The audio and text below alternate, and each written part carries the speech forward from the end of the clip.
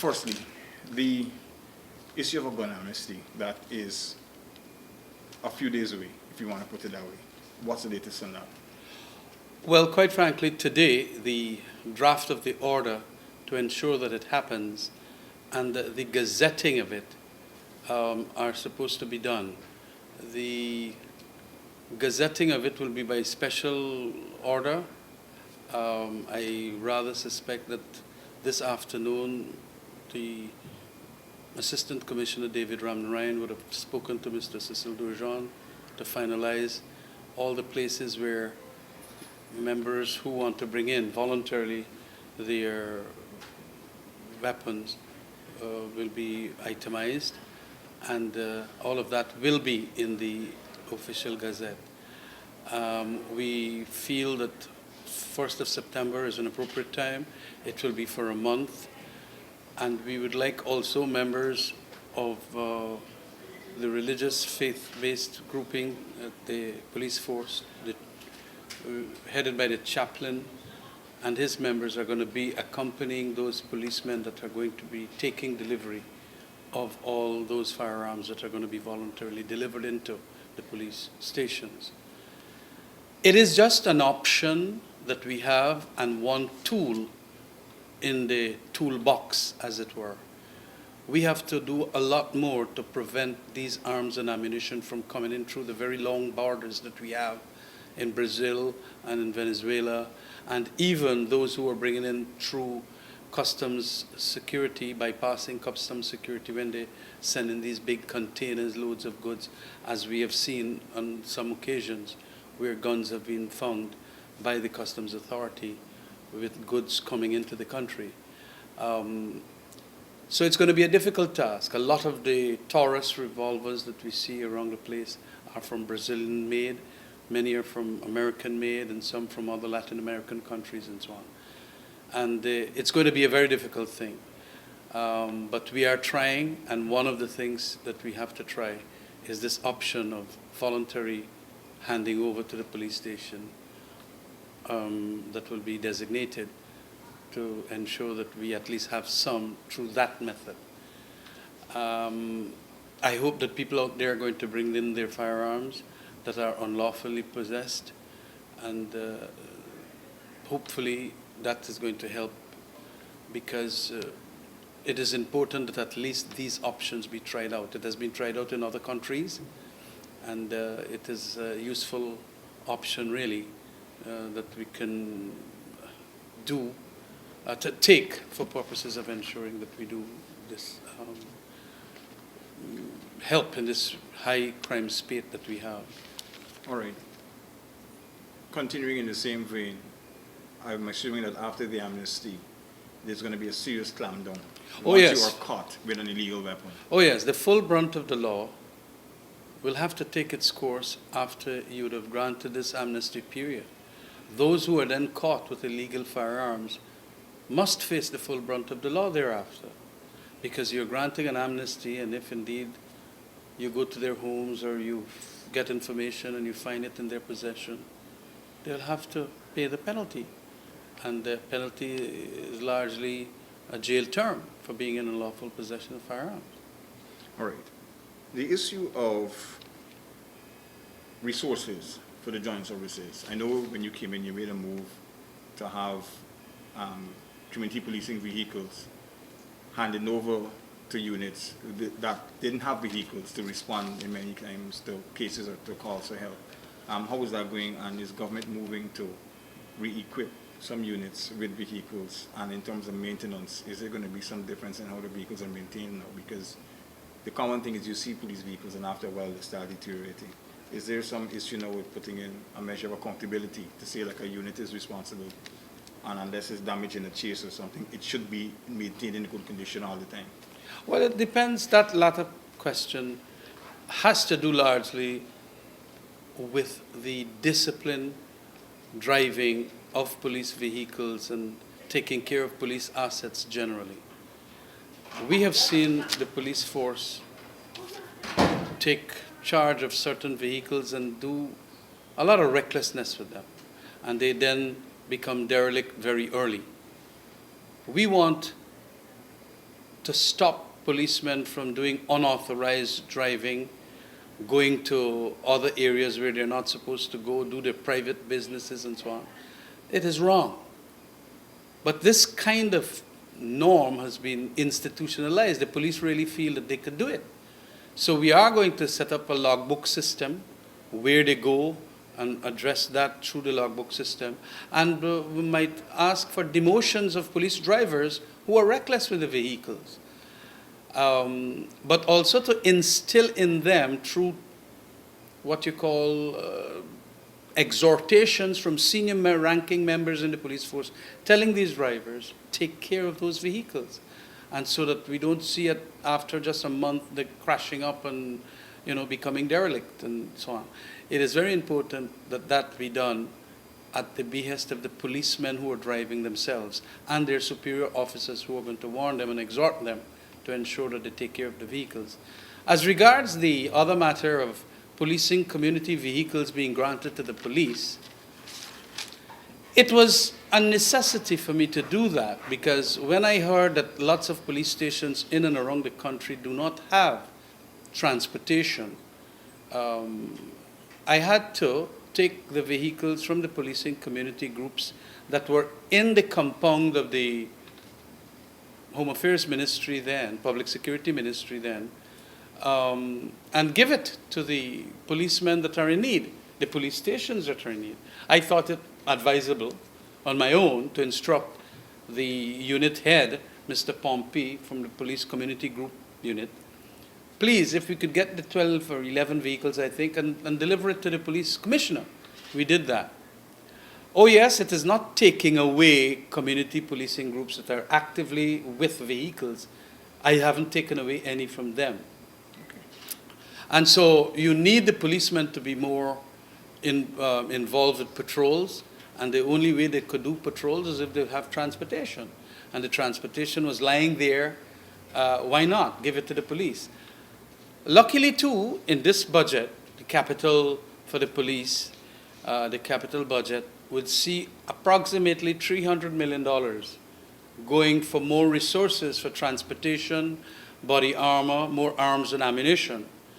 And that will be very useful because we feel that we have to have more powerful weapons than the actual bandits around the place.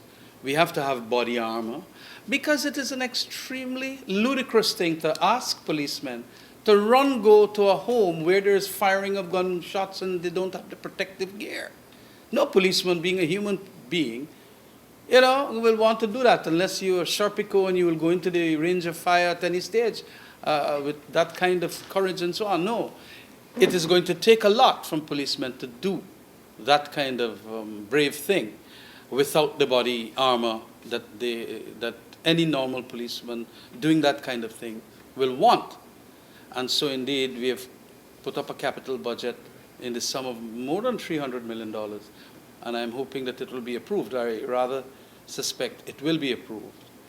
And so we are going to get more vehicles.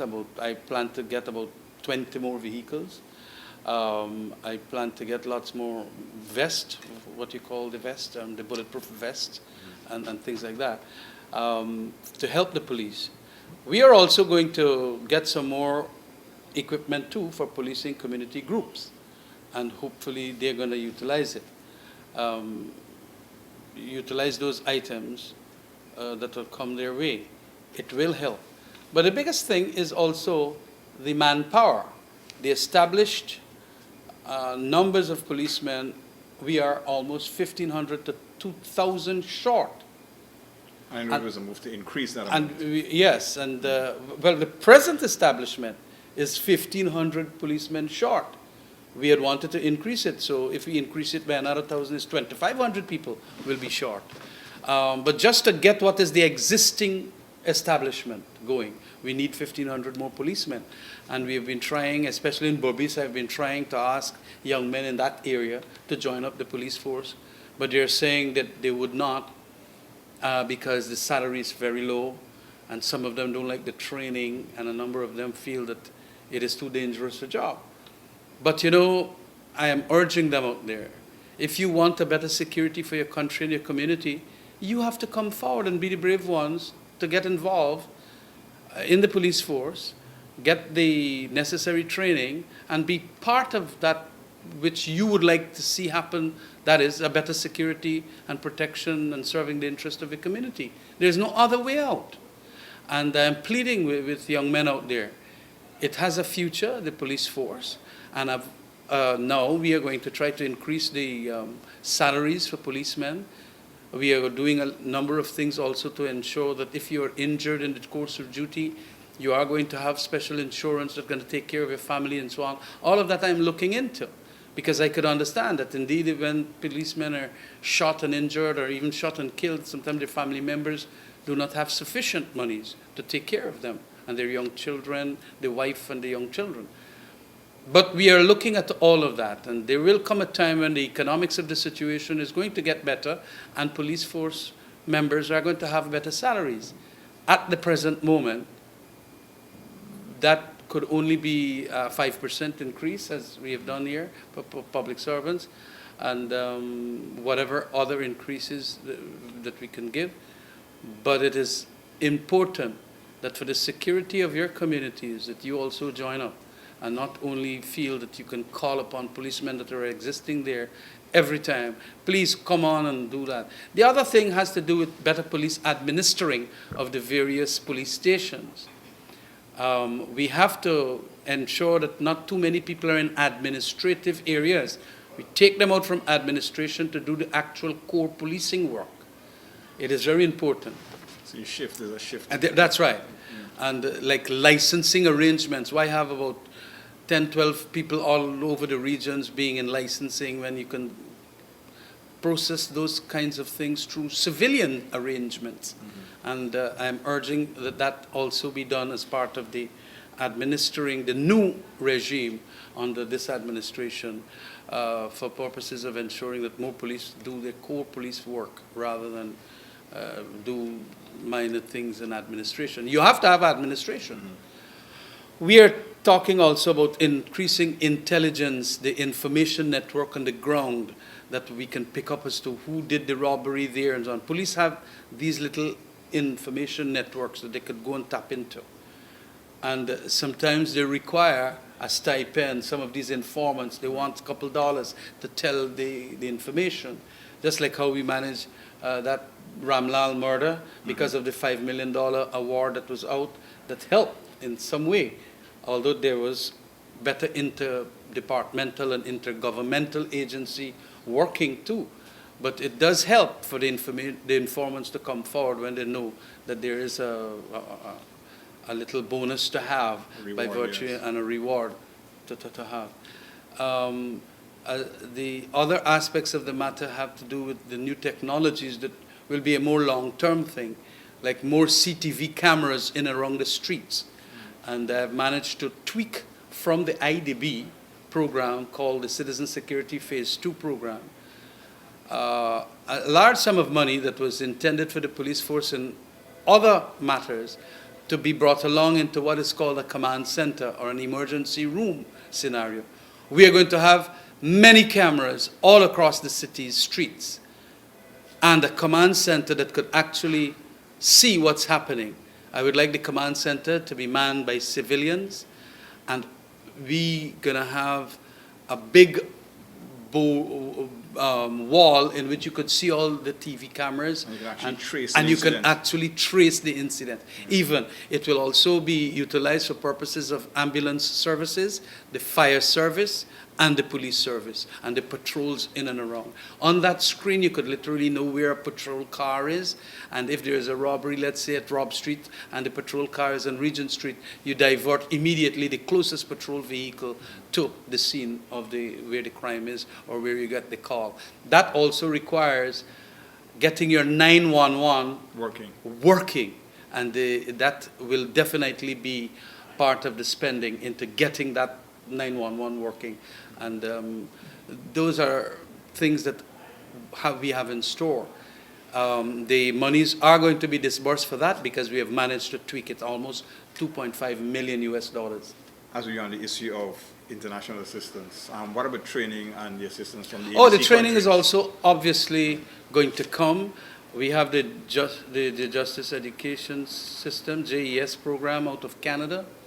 And it's a 2-year program. I think it's about $1 million US in all, whereby we're going to have better training or training to better the police in taking care of crime scene management, giving evidence in a court of law, preserving the evidence, understanding the forensics behind certain testing and materials and a whole host of things. And the Canadian government, I was supposed to speak to them today on the issue, but because we brought forward our parliamentary session to 9:30, I missed the meeting at 11 o'clock. But I did indicate to them that all that they had proposed, I support. So they are now going to implement that as early as possible. And so for a 2-year project, we're going to get lots more policemen trained, better trained. There is also workshops internationally, many workshops on narcotics training, border controls, interception at the airport training, and so on. And during the course of the last administration, a number of these policemen were demoralized by not getting these, what you call, going to these programs overseas for the training. Since I have come there, every one of them that have been sought out, I have supported and have arranged that their monies for going overseas are given to them so that they could bring back that training to Guyana so that we can have better policemen. There are lots of other things too that we are thinking about.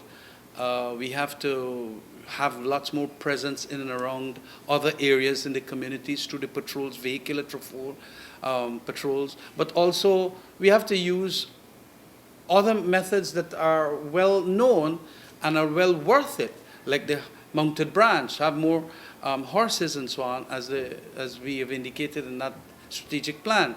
The presence of these things mean plenty for those who might want to. So it is not as if, with the sarcasm that is being portrayed, oh, Mr. Ramjatan is a horse and dog kind of policeman. No, in every police force, as I would like to mention, and especially for countries like in Guyana, these are resources that you must use. There are patrol dogs, there are sniffer dogs for the narcotics, and there's even bicycle patrols. Yes, right, and bicycle patrols. All of that, motorcycle patrols. We have to utilize these things in and around the communities that we have. And it will all help, because once we have these patrols, whether on foot, on bicycle, motorcycle, cars, horses, whatever, they do have a deterring effect, and they make the bandits think twice before doing what they do. We also have to think about better investigation so that we can have more successful prosecutions. Because when prosecutions are not getting the information from the police, then they get off, these bandits and so on. And when they get off, we have a scenario where they feel that they can do it again because there is no deterrent effect. Those, right? Exactly. Repeat offenders. And so they continue doing these things with impunity. We have to set up the system whereby when you would have done a file, that file would have had enough information which will be converted into evidence in a court of law for purposes of ensuring that we prove the case beyond a reasonable doubt so that they can be convicted. And so we want a better conviction rate. Special units will be set up for domestic violence, narcotics abuse, and so on, so that we can have better results in relation to conviction rates, and that can help. But it is going to be, as I said in Parliament, not a T20 type of cricket. We have to play long term here. I do not want to have a scenario where we're going to portray that we are going to set up death squads and all kinds of other squads and Raja Khan squads. No, we have to professionalize and modernize our police force with technology and policemen with a capacity that could intelligently work out solutions to this high crime problem. We have to also have better recruits. The cadetship must come back on stream, and help in that scenario. Our recruits must be, as I am trying to talk to the commissioner right now, he's not getting them, as he said, 5 subjects and more. It will be useful if we can have recruits with that kind, and English and maths together. So it is all these problems that is causing this thing to happen. And so it is going to be a long-term thing, not T20 cricket, but a test match, probably a test series, if I want to continue the analogy. It will take some time, but we will get there. And the Ministry of Public Security is getting the full support of the Office of the President, the full support of Mr. Winston Jordan, Minister of Finance, and we are going to get the resources. It's not going to come in a one lump sum, huge sum, no.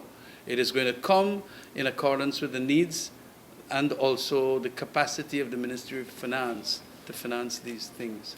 And we would need also to cut off the rogue cops in the police force. A lot of them, I understand, are, well, not a lot of them, the majority are good policemen, but too many, in my book, are there for doing the wrong things. And we got to bring back some etiquette. And the training probably will help that, so that they are courteous to members of the public. For very many times, like this morning, I saw one of them just block up the road, gaffing with a friend, and it's only when he realized that there's a minister vehicle, he jump up and then he move. Policemen must not do that. They must be proper in their conduct of their work. And very often you find policemen harassing sometimes ordinary members of the public out there that are seeking their assistance.